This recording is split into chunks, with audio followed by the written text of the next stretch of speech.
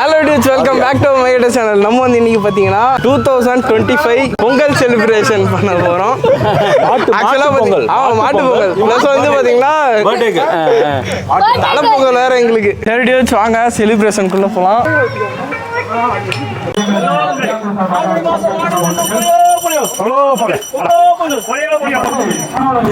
Okay, எல்லாருக்கும் பொங்கல் வாழ்த்துக்கள்.